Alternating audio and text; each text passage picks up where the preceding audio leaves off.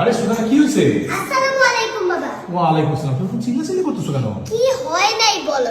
এই যে এই জাফরান পাতা মিল্ক শেকটা তুমি আমার জন্য অর্ডার দিছো না? হ্যাঁ। এই জিনিসটা ডলিদের বাসায় ভুলে চলে গেছে। ওহো, আমাদের দারোয়ান চাচা মনে হয় ভুলে ওদের বাসায় দিয়ে এসে পড়ছে না? হ্যাঁ। তো এখন কি হইছে? তো এখন আমি যাই দেখি ডলি এইটার বক্সটা খুলে হ্যাঁ। একদম আমার সিক্রেট পার্সোনাল জিনিসটাই ভুলে। আরে পড়াশোনার সিক্রেটটা জেনে ফেলছে। হ্যাঁ। আর তুই এটা ওর কাছ থেকে কিনে নিয়ে আসলি? কেন নিয়ে আসবো না? গত বছরে জানুয়ারির 1 তারিখে যে ওদের ডলিরা যে বিরিয়ানি রান্না করছিল দিন আমাদেরকে দাওয়াত দিছিল।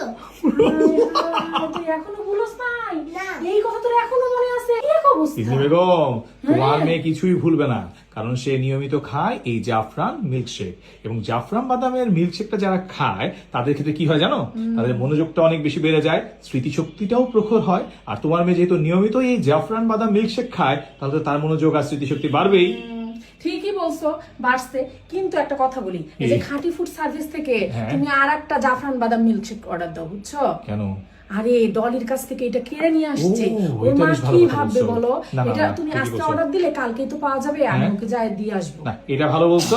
সেটা না হয় আমি অর্ডার দিয়ে দিচ্ছি। আর তুমি এখন যেটা করো, 1 গ্লাস দুধের মধ্যে 1 চামচ এই জাফরান বাদাম মিল্কশেকটা মিক্স করে এনে তোমার মেয়েকে দাও। ওটা খেলে দেখবে তোমার মেয়ের মাথা একদম ঠান্ডা হয়ে বাবা গেছে। তুমি একদম আমার মনের কথাটাই বলছো।